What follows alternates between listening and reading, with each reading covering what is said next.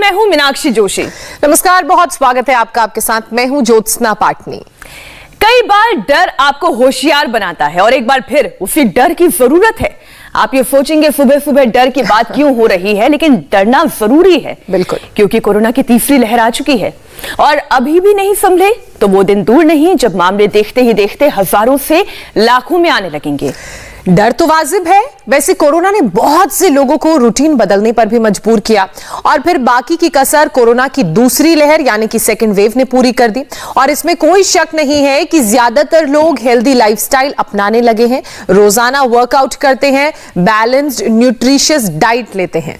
आपने ठीक कहा, लोगों को यह बात तो अब समझ में आ ही गई है कि हेल्दी लाइफस्टाइल ही उन्हें बचा सकता है। वैसे इन सबसे अच्छी आदतों की अभी से जारी रखना आप शुरू कर दीजिए, क्योंकि मजबूत इम्यूनिटी, चाहे कोई बीमारी हो चाहे ना हो, लेकिन इम्यूनिटी हमेशा हमारे साथ बनी रहती है। बिल्कुल, और ये जो हेल्दी आदतें हैं ये हमारे शरीर को भी अच्छा रखेंगी। लेकिन कई बार हेल्दी रूटीन के बाद भी कुछ लोगों की इम्यूनिटी स्ट्रांग नहीं होती है और इसकी वजह कई बार कोई घातक बीमारी उनको हो जाती है, तो कई बार बॉडी पार्ट्स का इम्बैलेंस होना भी हमें देखने को मिलता है, जिसकी जानकारी लोगों को अक्सर होती ही नहीं है। दरअसल हमारे शरीर में हमारे कान, हमारी गर्दन, हमारे कंधे, इवन हमारे कोहनी और स्पाइन, घुटने, एड़ी, तमाम ऐसे पॉइंट्स है जिनका अनजाने में संतुलन बिगड़ जाता है, जिसे हम इम्बैलेंस कहते हैं। और शरीर का आकार बिगड़ने से कई सारी परेशानी आने लगती है, जैसे कि कॉन्स्टिपेशन, कोलाइटिस, सर्वाइकल, स्पॉन्डिलाइटिस और नर्व प्रॉब्लम। बिल्कुल, मतलब जिस तरह गाड़ी चलाने के लिए व्हील का बैलेंस होना बहुत जरूरी है, उसी तरह से शरीर के सभी अंगों का बैलेंस रहना भी बहुत जरूरी है। और ये बैलेंस ट्रेडिशनल तरीकों से मुमकिन है, लेकिन कैसे मुमकिन है ये तो हमें योग गुरु स्वामी रामदेव ही सिखा सकते हैं। तो चलिए योग गुरु स्वामी रामदेव का हम स्वागत करते हैं। स्वामी जी, बहुत बहुत स्वागत है आपका इंडिया टीवी पर। स्वामी जी प्रणाम, बहुत बहुत स्वागत है।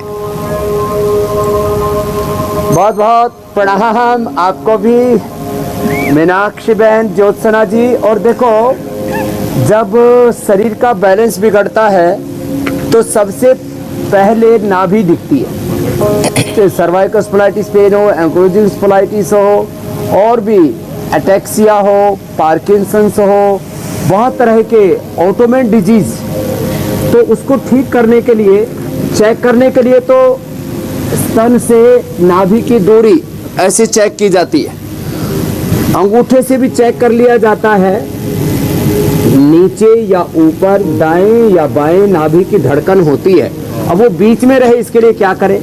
इसके लिए ऐसे दीपक जरा कि आटे का दीपक है और उसके ऊपर हमने ग्लास रख दिया और ये फिर बुझ जाता है अपने आप।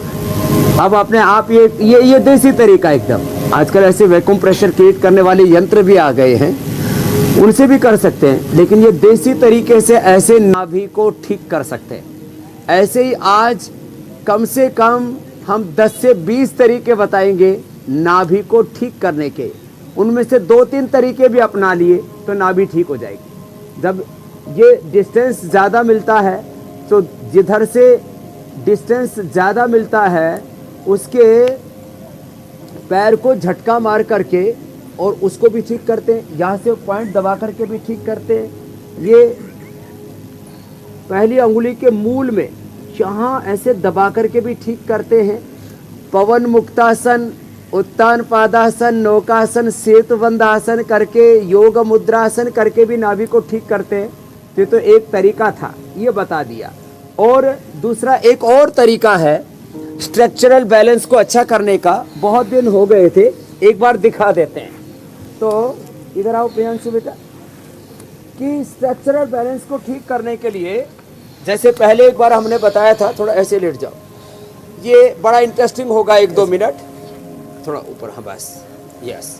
अब देखो, ये जो पैर हैं, इसके हाथ हैं, अब इनको ठीक करने के लिए पूरे शरीर को ऊपर से लेकर के नीचे तक पहले गर्दन की तरफ से शुरू करते हैं, गर्दन को कटकाते हैं। देखो, ये एक तरीका तो ये होता है अपने शरीर पर भार लेकर के और उसको जो है ढीला छोड़ देना एकदम। इसको पहले एंक्लोजिंग स्पॉन्डिलाइटिस था, पिछले साल देखा हुआ इंडिया टीवी पर इस बालक को, और इससे चलना फिरना तक मुश्किल था। और अच्छा लेकिन स्वामी जी कटक कटक, ये तो ये पूरे- कर रहे हैं अब हाथ लोग, लेकिन ऐसा ना हो कि इससे हाथ में, मोटिवेट होकर पैरों खुद में, ही ये करने लग हाथ जाएं। करके देखो। मतलब ये चटकाने का काम बिल्कुल, एक्सपर्ट expert ही सुपरविजन करते में हैं। किया जाए। अच्छा स्वामी जी वही है जो बाल भी चटका देते हैं। ये को, हाथ को, कलही को, ये बाल भी चटकाता है, दाढ़ी भी चटकाता है। ये दाढ़ी भी चटका देता है। ए, दाढ़ी चटका के दिखा।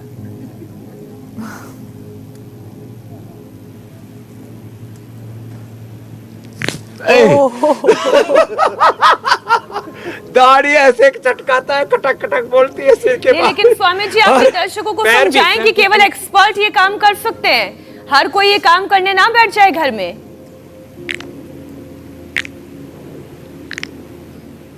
ये कर ही नहीं पाएगा। ये कर ही नहीं पाएगा।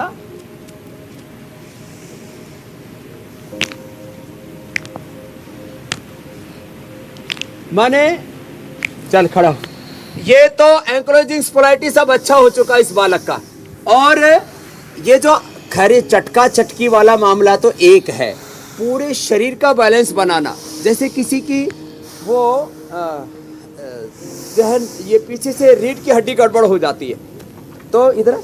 अब ये बिल्कुल सिंपल सा तरीका है, ऐसे उठा करके, वैसे तो सबको उठाता रहता है और ऐसे कटका देते हैं पूरा। अब ये बात छोटी सी, लेकिन ये तरीके से किया जाता है ये कार्यक्रम है। स्वामी जी अब अब ये चलिए तो मेरे को सिलसिलेवार खा ले तरीके दूंगा। से आपसे चीजें समझते हैं। स्वामी जी बहुत ही सिंपल तरीके से आप समझाइए कि ये स्ट्रक्चरल इम्बैलेंस आखिर ऊपर होता से क्या लेकर के है नीचे तक पूरा, और पटक क्यों पटक हो स्ट्रक्चरल जाता है। इम्बैलेंस की वजह से ये तमाम तरीके की बीमारियां, छोटी से लेकर बड़ी बीमारियां स्ट्रक्चरल इम्बैलेंस की चलो। वजह से हो सकती हैं। चलो खड़े हो जाओ, जाओ अपने स्थान पर। स्ट्रक्चरल बैलेंस के लिए सबसे पहले ताड़ासन करें। अब देखो बात तो छोटी सी है, अब ये छोटी छोटी बातें जो भूल गए थे उसको आज हम करीब 20 तरीके बताएंगे। एक तो ये ताड़ासन कितना इजी है, दूसरा आराम से करें, एक अभ्यास को 10 से 20 सेकंड लगेंगे। और इन आप में से जो मंडूकासन, सुप्त वज्रासन कर सकते हैं, पवन मुक्तासन कर सकते हैं, वो कर लो। तुम्हारी नाभि डिगी हुई है ना, पूरी ठीक हो जाएगी, कर लो पवन मुक्तासन।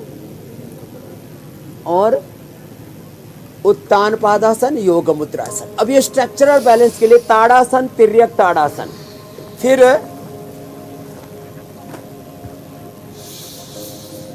ये देखिए ऐसे पाद हस्तासन। लेकिन कमर में दर्द है तो आगे नहीं झुकना। यहाँ बहुत से भाई हैं जिनका cervical spondylitis pain, slip disc, ये सब मैंने ठीक किया है योग के द्वारा, आगे झुक गए। फिर पीछे झुकने के लिए पूर्ण चक्रासन थोड़ा कठिन होता है तो अर्ध चक्रासन कर लिया। ये स्ट्रक्चरल बैलेंस के लिए बहुत अच्छा होता है, ऐसे कर लिया। फिर दोनों पैर सीधे, अब बाएं पैर ऐसे ले लेते हैं, पंजा बाईं तरफ, उसको लंबा ऐसे दूर रख दिया पैर को ऐसे, और उधर ही बायां हाथ नीचे, हथेली सामने की ओर, दायां हाथ ऊपर, कंधे के ऊपर से ऐसे हाथ को देखना है ऐसे। ये स्ट्रक्चरल बैलेंस के लिए त्रिकोण आसन बहुत अच्छा, बहुत दिनों में करवाया, थोड़ा कर लेंगे। 10-20 सेकंड से लेकर के आधा मिनट तक ऐसे बॉडी को होल्ड करना ऐसे। फिर दूसरी तरफ से एक पैर ऐसे साइड में लिया जितना झुक सके, और हथेली दोनों हाथों के सामने की ऐसे झुक गए। ये त्रिकोण आसन बहुत अच्छा स्ट्रक्चरल बैलेंस के लिए। बॉडी बैलेंस के लिए ये वृक्षासन भी बहुत अच्छा है। ये तो गरुड़ासन भी कर सकते, लेकिन वो अभ्यास करा रहे जो बहुत इजी है ऐसे। ये 10-20 सेकंड से लेकर के आधा मिनट तक। आज का अभ्यास थोड़ा स्लो मूवमेंट होंगे, लेकिन ये बहुत ही इफेक्टिव हैं। ऐसे 1 मिनट तक आप अपने आप बॉडी को होल्ड कर लेते हैं, इसका मतलब आपका स्ट्रक्चरल बैलेंस अच्छा है। फॉरवर्ड बेंडिंग और बैकवर्ड बेंडिंग की योग में इसीलिए बहुत महिमा है। इससे पूरा स्ट्रक्चरल बैलेंस हो जाता है। मूलाधार से सहस्रार तक हमारे अष्ट चक्र 72,72,10,201 37 ट्रिलियन सेल्स और बॉडी माइंड थॉट्स इमोशंस का बैलेंस हो जाता है पूरा। अब देखिए, कुछ बैठ करके, कुछ उल्टे लेट करके, कुछ सीधे लेट के, उसके दूसरे भी बड़े फायदे होंगे, लेकिन सबसे पहला और बड़ा फायदा होगा, इससे हमारा स्ट्रक्चरल बैलेंस होता है। उष्ट्रासन। अब मीनाक्षी जी और ज्योत्सना जी तो पूर्ण उष्ट्रासन भी करने लग गई हैं, तो उष्ट्रासन, अर्ध उष्ट्रासन, पूर्ण उष्ट्रासन स्ट्रक्चरल बैलेंस के लिए बहुत जरूरी है। जिनको कमर में दर्द है वैसे वो आगे मत झुकना, तो ये स्ट्रक्चरल बैलेंस के साथ साथ cervical spondylitis, pain, slip disc, sciatica, lumbar spondylitis, ankylosing spondylitis, बहुत बुरी बुरी बीमारियां हैं, बड़ी बड़ी हिमालय जैसी बीमारियां हैं। एक बार जिसको हो गई उसकी जिंदगी नरक बना देती है ये। उष्ट्रासन, अर्ध उष्ट्रासन तो सभी कर सकते, पंजे पीछे खोल दे, उष्ट्रासन में पंजे खड़े हुए थे और ऐसे आराम से झुक गए, बहुत जबरदस्त है। श्वास भर के करना ऐसे। फिर ये अर्धचंद्रासन, तो देखिए, देखने में यह हल्के से अभ्यास है, लेकिन लाभ इनका जबरदस्त है। अब देखिए, पीछे झुके, अब आगे झुकना, शशकासन। स्ट्रक्चरल बैलेंस के लिए आधी मिनट भी सब अभ्यास, 20 अभ्यास भी कर लिए तो 10 मिनट लगेंगे और 10 मिनट में स्ट्रक्चरल बैलेंस हो जाएगा। स्ट्रक्चरल इम्बैलेंस से सेरेब्रल पैलिसी, पैरालिसिस, हार्ट की प्रॉब्लम, बीपी की प्रॉब्लम, स्ट्रेस, एंजाइटी, डिप्रेशन की प्रॉब्लम, अनिद्रा की प्रॉब्लम, एफिकेसी कम हो जाती है, यहाँ तक कि सेक्सुअल डिसऑर्डर हो जाते हैं, इनफर्टिलिटी हो जाती है। स्ट्रक्चरल इम्बैलेंस से दर्द आदि होना कमर आदि में वो साधारण सी बात है। स्ट्रक्चरल इम्बैलेंस से वापस आ गए। गोमुखासन, पेट खराब हो जाता है। एक हमारे सन्यासी हैं, अपूर्वक्षानंद जी नाम है, उन्होंने 50 साल तक इसी पर शोध किया है और उन्होंने इसके ऊपर बड़ी बड़ी किताबें लिखी, नाभि रहस्य, और उसका पूरा साइंटिफिक एविडेंस के साथ ये सिद्ध किया है कि 99% बीमारियां नाभि के डिगने से, स्ट्रक्चरल इम्बैलेंस से होती है। सर्दी, जुकाम, बुखार, लो इम्यूनिटी, ये भी स्ट्रक्चरल इम्बैलेंस से हो जाती है। लंबे श्वासों के साथ ब्रेथ को होल्ड करके करेंगे तो और ज्यादा अच्छा होगा। एक तरफ से किया, ऐसे दूसरी तरफ से, और आधा मिनट करना है कम से कम। जिनको ज्यादा ही स्ट्रक्चरल इम्बैलेंस है वो ज्यादा भी कर सकेंगे। ऐसे ये गोमुखासन, ब्रेथ को होल्ड करके करें।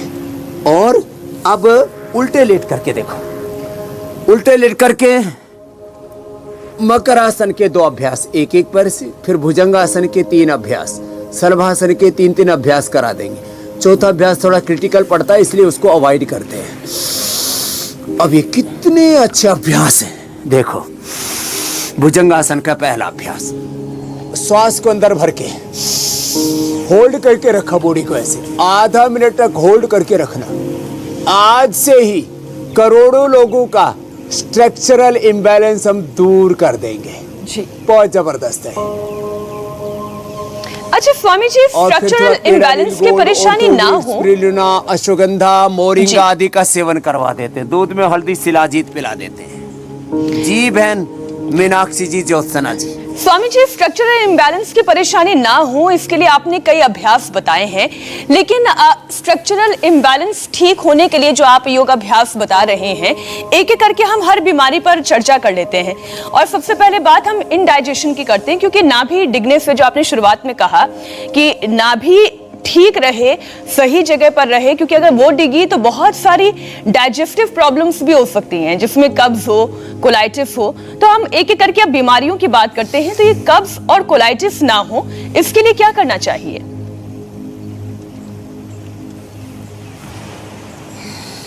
आज एक बच्चा आया, बंसीलाल, उसको डॉक्टर ने बोल दिया था 6 महीने जिएगा। बच्चा क्या उम्र हो गई थी उसकी 45 के करीब। डॉक्टर ने बोल दिया 6 महीने जिएगा। कोलाइटिस की प्रॉब्लम थी, 35 बार 30-35 बार टॉयलेट जाता था। बिलवादी चूर्ण, गंगाधर चूर्ण 50-50 ग्राम, शंख कपर्दक मुक्ता शुक्ति भस्म 10-10 ग्राम, इस सब पाउडर मिलाकर के सुबह शाम 2-2 3-3 ग्राम खाना शुरू कर दिया। कुटज घनवटी, चित्रकादि वटी 2-2 4-4 गोली खाने के बाद लेनी शुरू कर दी। कुटजारिष्ट पी लिया। अनार का सेवन किया, बेल का सेवन किया, उबला हुआ सेब लिया और अपना कोलाइटिस ठीक कर लिया।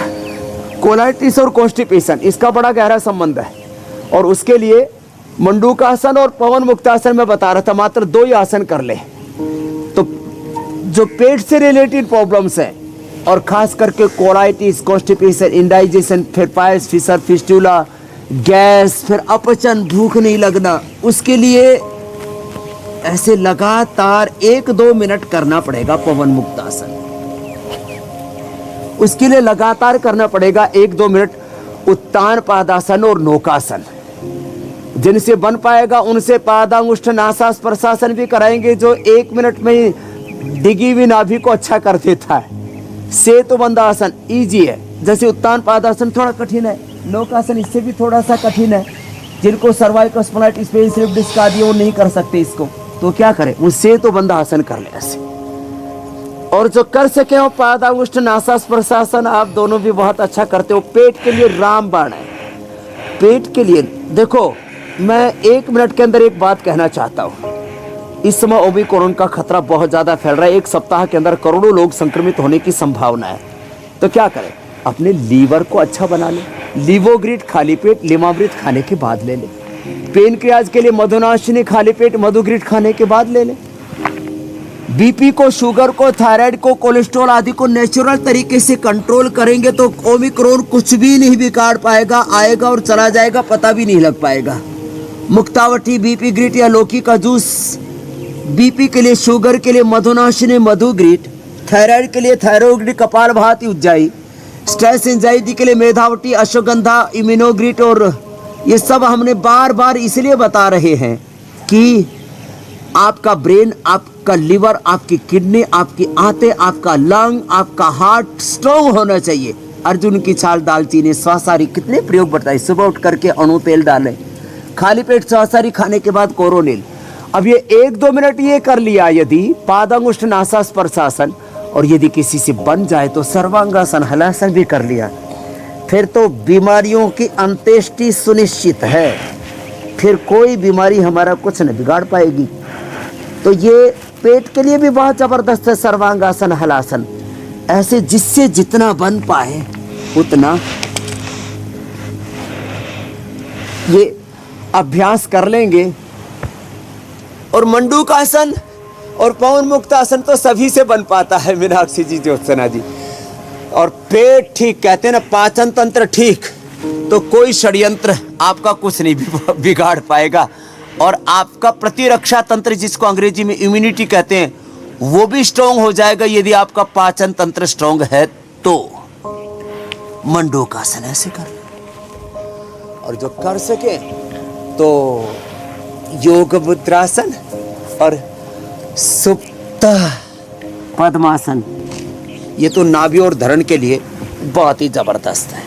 अच्छा स्वामी जी, ज्यादा वजन नहीं उठाना। हाँ, मैं यही कहने वाली थी कि कई बार जो है गड्ढों में मोटरसाइकिल जोर से नहीं चलाना। सोने का तरीका, बैठने का तरीका ठीक होना चाहिए। मैं यही बोलने भी वाली थी स्वामी जी, अक्सर महिलाओं को जो है ना नाभि डिगने की परेशानी ज्यादा होती है।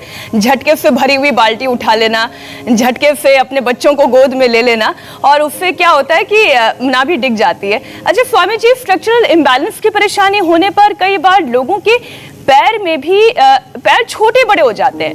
मतलब एक का लेंथ ज्यादा होगी, एक की लेंथ छोटी हो जाएगी, तो सीधा चलना तक उनके लिए मुश्किल हो जाएगा। ऐसे में कौन कौन से यौगिक उपाय करने चाहिए जिससे एक तो पांव की लंबाई और पांव का बैलेंस बना रहे, स्पाइनल कॉर्ड और स्पॉन्डिलाइटिस की परेशानी ना हो?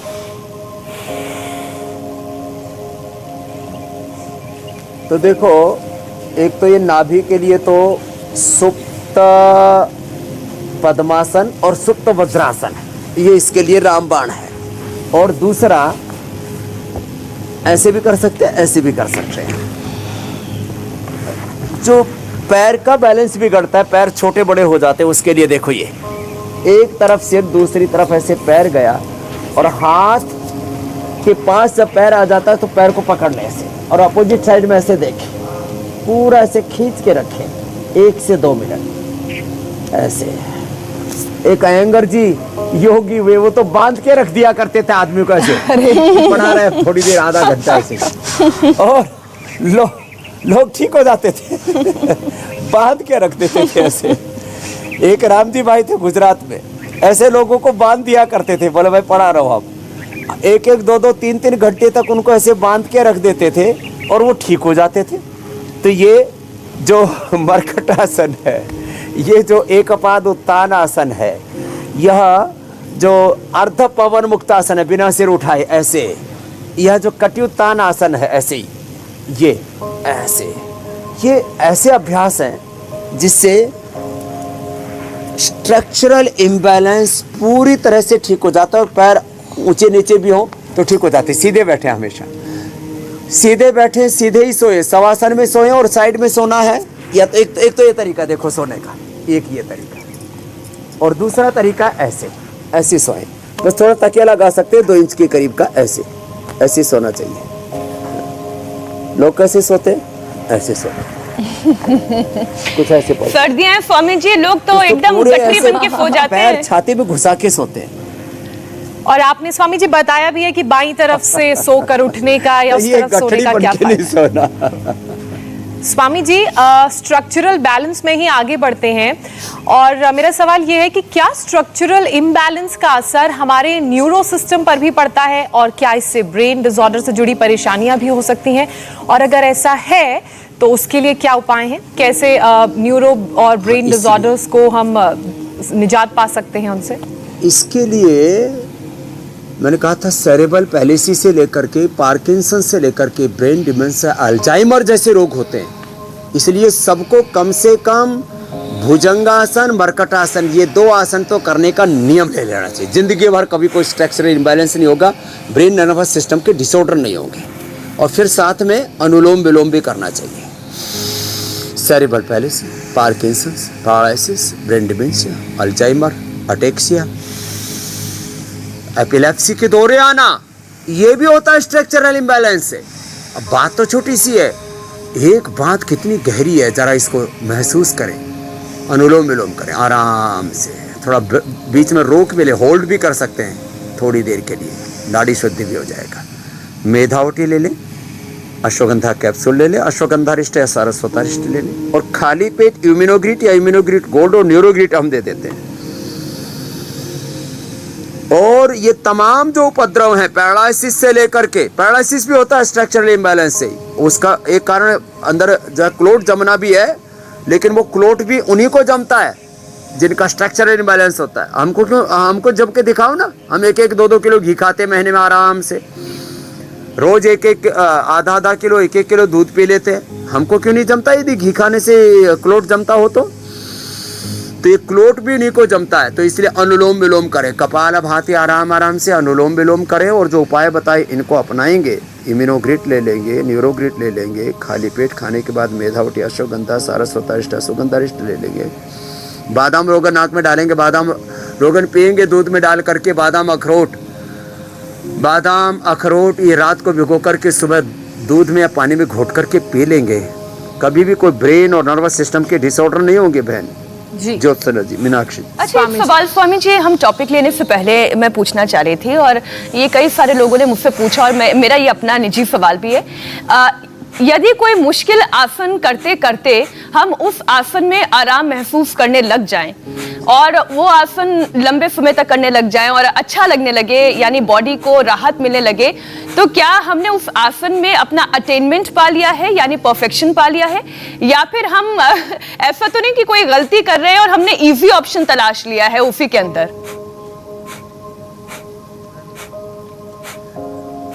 देखो, एक तो सीधे बैठना चाहिए और बाकी आसन किसी भी रोग विशेष के लिए अथवा कोई विशेष उपलब्धि पाने के लिए, जैसे किसी को ऊर्ध्वरेता होना है तो उसको सिद्धासन में, जिसमें अभी मैं बैठा हूँ, अथवा पद्मासन में यदि कोई 2-3 घंटा सीधे बैठ लेता है तो अच्छी बात है ना, कोई दिक्कत नहीं है।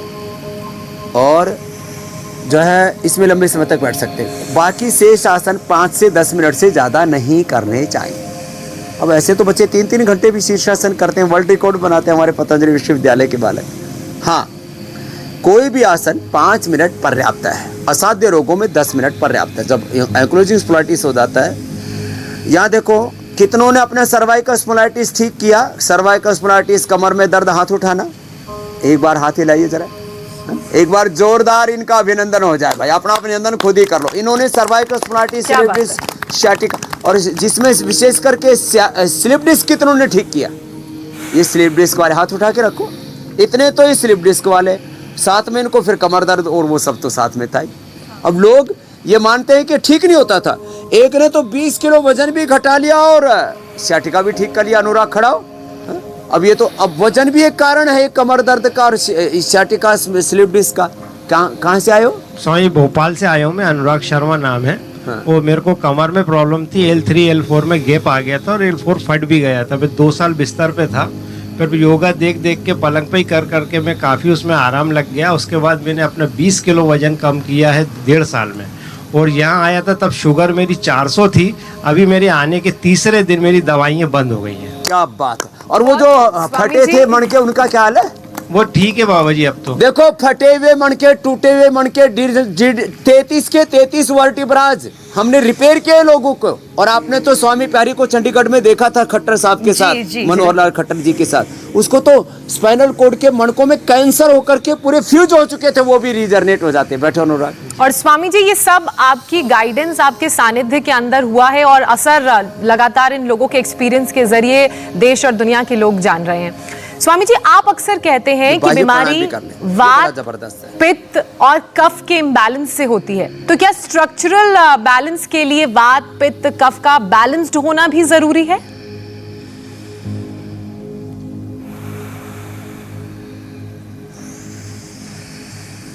प्राणायाम से त्रिदोष का प्रशमन होता है। गिलोय त्रिदोष नाशक है,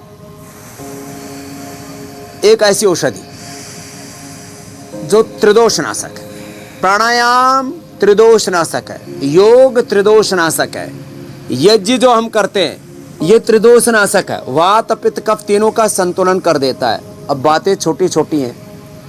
अब ऐसे पहले हम प्रज्वलित होती अग्नि और बाद में हम उस पे ऐसे घी डाल के उससे यज्ञ शेष लेते, यज्ञ प्रसाद लेते हैं। तो प्राणायाम त्रिदोष नाशक है। अब वैसे 3 दोष बढ़ जाएं तो क्या क्या करें? एक तो आराम आराम से आसन करें, चलो भस्त्रिका करें, आराम आराम से भस्त्रिका करें, तो सबको करना है। भस्त्रिका, कपालभाति, अनुलोम विलोम करें। वात बढ़ा हुआ हो तो हल्दी, मेथी, सौंठ। पित्त बढ़ा हुआ हो तो वीट ग्रास, एलोवेरा और लौकी। कफ बढ़ा हुआ हो तो दूध में हल्दी, शिलाजी, च्यवनप्राश या सौंठ, पीपल, काली मिर्च, त्रिकुटा। साधारण सी चीजें, घर की संजीवनी। बातें छोटी छोटी हैं। वात, पित्त, कफ को साधारण तौर तरीकों से हम अच्छा कर सकते हैं। और यही बीमारियां जब बढ़ जाती हैं तब SLEMS, autoimmune disease, cervical spondylitis, penicillin, sciatica और पूरे शरीर में डिजेनरेशन, ऑस्टियोपेनिया, ऑस्टियोपोरोसिस और CRP लेवल बढ़ गया। ये सब होता वात के उपद्रव से। पित्त के उपद्रव से फिर कोलाइटिस, IBS और पूरे शरीर में पित्त बढ़ने से आंखें लाल हो जाती हैं और BP बढ़ जाता है। स्किन प्रॉब्लम सारे पित्त के बढ़ने से होती हैं। और कफ के बढ़ने से शरीर मोटा हो जाता है, शरीर में गांठें हो जाती हैं, बेनाइन, मैलिग्रेंट और फाइब्रोमाइल्जिया, तमाम तरह की दिक्कतें। तो वात, पित्त, कफ का संतुलन बना के रखना बहुत ज़रूरी है। वात का मतलब केवल दर्द नहीं है, पित्त का मतलब खाली एसिडिटी नहीं है, कफ का मतलब खाली बलगम नहीं है। समदोषः समाग्नि स समदात मलक्रियः प्रसन्न आत्म इंद्रिय वनः स्वस्थ्य विधीयते। तो ये योगाभ्यास से त्रिदोषों का और उसमें भी प्राणायाम ध्यान की विशेष भूमिका है। ध्यान से तो पित्त का एकदम प्रशमन हो जाता है, मन की चंचलता भी मिट जाती है और आदमी मनमानी नहीं करके आत्मा की मानता है, आत्मा में उस परमात्मा की जो आवाज है, पुकार है, उसको सुनता और सदा ही सत्य के, धर्म के, पुण्य के पथ पर आगे बढ़ता है। मीनाक्षी जी, ज्योत्सना जी। जी बिल्कुल, आधी बीमारियों का तो समाधान ही ध्यान है, योग प्राणायाम है। स्वामी जी, वैसे तो आपने सभी प्रश्नों का उत्तर दे दिया है, लेकिन बहुत सारे हमारे दर्शक जो हैं वो आपके मुंह से अपना नाम सुनना चाहते हैं। उन्होंने बहुत सारे अपने इंडिविजुअल क्वेश्चंस भेजे हुए हैं, तो उनको शामिल कर लेते हैं। पहला सवाल आशुतोष तिवारी का है। आशुतोष तिवारी कह रहे हैं कि उनकी 11 साल की बेटी है, चलने में घुटने आपस में टकराते हैं, तो इसके लिए उपाय जानना चाह रहे हैं। ये घुटने मेरे भी टकराया करते थे, आशुतोष की बेटी का ही सवाल नहीं, और बहुत सी बेटियों के टकराते हैं घुटने। तो ये लाखों करोड़ों बेटियों की समस्या, उनका समाधान बताते हैं। एक तो ये बटरफ्लाई करें, ऐसे बटरफ्लाई करें, और मैंने यही करके बटरफ्लाई करके और ये गरुड़ासन करके, सब गरुड़ासन नहीं कर पाएंगे, बटरफ्लाई तो सब कर लेते हैं। ऐसे तो बैलेंस बनने के बाद कर पाएंगे, नहीं तो ऐसे सहारा लेकर के कर सकते हैं। ऐसे गरुड़ासन और बटरफ्लाई करके, और उनको दूध में हल्दी, शिलाजीत और अश्वगंधा दे दे उसके साथ। और हड्डियों के बैलेंस को ठीक रखने के लिए लाक्षादी गुगुल बड़ा जबरदस्त है। लाक्षादी, मोरिंगा और स्प्रिलिना।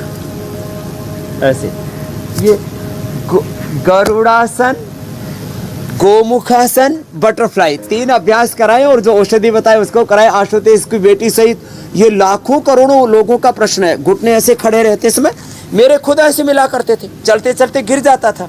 अब देखो मैं एकदम सीधा खड़ा हूँ, अब मेरे घुटनों में आप देखिए बैलेंस। फिर ये फ्लैट फुट की प्रॉब्लम होती है, अभी मेरा कर्व देखिए आप कितना अच्छा है ऐसे। तो ये कर्व कैसे ठीक किया? ये ताड़ासन से ठीक कर लिया। ऐसे ऐसे 25-50 बार कर ले, कर्व ठीक हो जाता है। बातें छोटी छोटी है, लेकिन करना तो पड़ेगा। मीनाक्षी जी, ज्योत्सना जी, बिल्कुल, बिना योग किए तो होगा नहीं, समाधान मिलेगा नहीं, और समाधान केवल सुनने से तो होगा नहीं। योग और आयुर्वेदिक उपाय दोनों को अपनाना होगा साइमल्टेनियसली। स्वामी जी, अगला सवाल ममता का है। ममता ये बोल रही हैं कि उन्हें स्पॉन्डिलाइटिस है और रीढ़ की हड्डी और गर्दन में दर्द के साथ साथ उन्हें उल्टी भी होती है। इसे कैसे ठीक किया जा सकता है? ये सर्वाइकल स्पॉन्डिलाइटिस पेन था। इधर आए गुजराती छोकरो, भैया ये गुजरात से आया है। लोग गुजरात वाले दिसंबर जनवरी में आने से यहाँ कतराते हैं, लेकिन देखो आसमान में इतने बादल होने के बाद भी ठंड नहीं है यहाँ पर। इसको दर्द हुआ इधर, डॉक्टर ने दे दी उसको हार्ट की, कोलेस्ट्रॉल की दवा, फिर बढ़ गया इसका बीपी, और अब इसने योग करके ये दर्द भी ठीक कर लिया, सर्वाइकल स्पॉन्डिलाइटिस भी ठीक कर लिया और बीपी भी ठीक कर लिया। अनुलोम विलोम कर ले बेटे। अब मैं इसलिए इसको बुलाया, दर्द हुआ इधर, हाथ रुक गया था इसका, अब बायां हाथ, अब उठा के देखा बेटा, पहले आया था हाथ उठता ही नहीं था। ये सर्वाइकल से होता है। तो इसके लिए एक तो ये अभ्यास कर ले, चलो सभी कर लो, ये अभ्यास कर लें। थोड़ा उष्ट्रासन कर ले, भुजंगासन, सल्वासन, वक्रटासन कर लें। खाली पेट पीड़ा नील गोल्ड खाने के बाद ऑर्थोग्रिड खा ले। दूसरा विकल्प है चंद्र प्रभावटी और लाक्षादी गुगुल या त्रयोदशांग गुगल खा ले। पीड़ा नील स्प्रे जो हमने कई बार बताया हुआ, पीड़ा नील स्प्रे, पीड़ांतक तेल, ये सब जबरदस्त है, उसमें लगा ले थोड़ा जी। ऐसी छोटी छोटी बातें। खाली पेट लहसुन खा ले, हल्दी, मेथी, सौंठ, सुरंजान, अश्वगंधा का पाउडर खा ले। अगला सवाल, ये 100% ठीक हो जाता है सर्वाइकल स्पॉन्डिलाइटिस पेन, छोटे छोटे उपाय करने से। जी, अगला प्रश्न ले लो। अगला सवाल शामिल करते हैं स्वामी जी। रमेश का सवाल है। रमेश कह रहे हैं कि बॉडी में स्टिफनेस है, जिस वजह से सभी तरह के वो योग नहीं कर पाते हैं, और अब इसके लिए क्या करें कि स्टिफनेस दूर हो जाए और योग कर सके वो? तो देखो, स्टिफनेस दूर करने का सबसे अच्छा तरीका, एक तो प्राणायाम करें, लंबे श्वास लेने से, भस्त्रिका,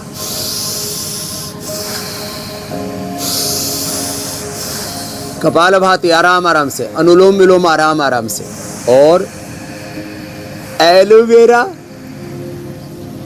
गिलोय, निर्गुंडी, रासना या पीड़ांतकवात, सिंपल सी चीजें और घर में ही मिल जाती।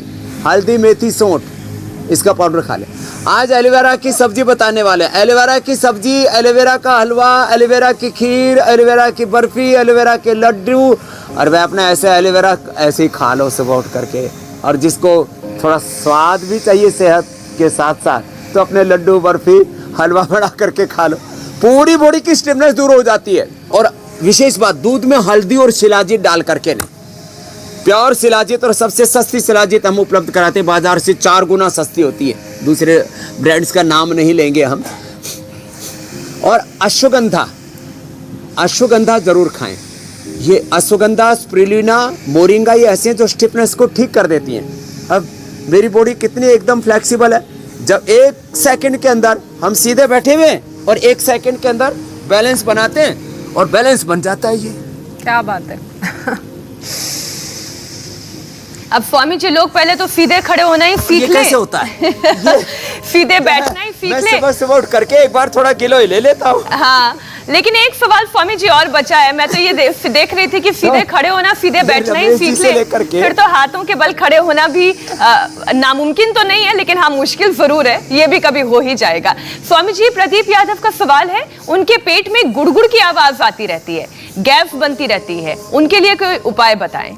और बहुत सारे लोगों को सेम प्रॉब्लम बहुतों को होती है, मीनाक्षी जी, ज्योत्सना जी। और ये प्रदीप यादव का ही नहीं, हमारी एक बेटी है, हमारी गुरुकुल के आचार्य है, पूज्य साध्वी देवश्रुति जी, तो बोली स्वामी जी मेरे पेट में, मेरे पास रहती 10 साल से, बोलो गुड़गुड़ होती है। मैंने कहा बेटा आप योग मुद्रासन 5 मिनट लगातार करो, और मंडूकासन, आप मंडूकासन करो वज्रासन में बैठ के।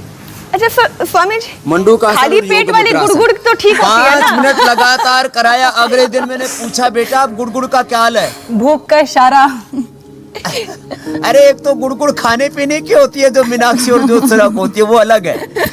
बाकी गैस बन जाती है, अंदर से आंतों में सूजन आ जाती है, तो उसके लिए क्या करें? योग मुद्रासन और मंडूकासन 5 मिनट करें। लिवोग्रिट खाली पेट लिवामृत खाने के बाद ले लें, जिनके आंतें बहुत ही कमजोर हैं। पुनर्नवादी मंडूर खाली पेट आरोग्यवर्धिनी खाने के बाद ली जा सकती है, ट्रेडिशनल तरीका है। सर्वकल्प कायाकल्प पी लें, ये भी बहुत अच्छा काढ़ा है। व्हीट ग्रास एलोवेरा पी लें, ये भी बहुत अच्छा उपाय है पेट को ठीक रखने का। और सुबह उठ करके व्हीट ग्रास, आंवला, एलोवेरा, गिलोय, तुलसी, नीम, हल्दी आदि हम बताते, गोधन अर्क बताते, वो भी उपाय है। कई उपाय इसलिए बता रहे हो, बहुत लोगों को पेट में गुड़गुड़ होती है, स्वामी जी पूरी ठीक हो जाएगी। और श्वास बाहर छोड़ के ऐसे गुड़गुड़ की आपने बात की, खाने के बाद की गुड़गुड़ शुरू हो गई है हमारे पेट में, भूख वाली। और एलोवेरा का भी आपने जिक्र किया, और आज जैसा कि आपने कहा भी कि एलोवेरा से कुछ स्पेशल डिश बनाकर बताने वाले हैं, तो उस पड़ाव की तरफ चलते हैं। और वो कौन सी स्पेशल डिश है जो आज आप एलोवेरा से बनाकर हमारे दर्शकों को बताएंगे?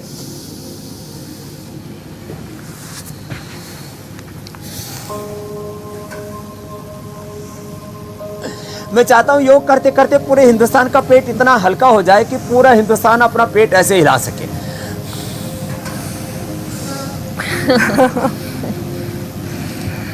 वैक्यूम तक तो बन जाता है, उसके बाद ये हिलने में टाइम लगता है। अब नहीं हिलेगा। अब देखो, एक तो दूध में ना ये हल्दी, वापस समय भी आ गया है, सर्दियां भी हैं और ओमिक्रॉन भी पैर पसार रहा है। अणु तेल डालें, खाली पेट स्वासारी खाने के बाद कोरोनेलिया, गिलोय घनवटी खाएं, गिलोय अश्वगंधा का काढ़ा पिए जो हम बताते हैं। और ये देखो, जिनको केसर नहीं मिलता, ये हल्दी है ना, ये केसर से कम नहीं है। अब ये केसर, ये तो सबको ना मिल पाएगी, थोड़ी महंगी होती है। ऐसे ये केसर वाला दूध, और फिर साथ में च्यवनप्राश ले लें। अब ये हम वैसे कश्मीरी केसर उपलब्ध कराते हैं, स्वदेशी केसर, ये ईरान से भी आती है। अब थोड़ी देर में देखो ये दूध तो तैयार हो जाएगा, हल्दी वाला गोल्डन मिल्क, और इसके च्यवनप्राश के साथ खाना और सब मजबूत हो जाएंगे। अब बात है पतंजलि गाय का देसी घी। ये खाली ऐड ही नहीं दिखाते हम, ये पतंजलि गाय का देसी घी 2 चम्मच घी डाल लिया। अब उसके अंदर थोड़ा सा जीरा, थोड़ी सी अजवाइन, थोड़ा सा जीरा डाल लिया। अब इसके अंदर 200 ग्राम पल्प के अंदर 20 ग्राम अंकुरित मेथी डाल दें। और मेथी किसी को ज़्यादा ही कड़वी लगती हो तो थोड़ा अवॉइड भी कर सकते हैं। थोड़ा इसके अंदर ये डाल दी अदरक, जो लहसुन प्याज खाते हो तो थोड़ा लहसुन और थोड़ी प्याज डाल दी। और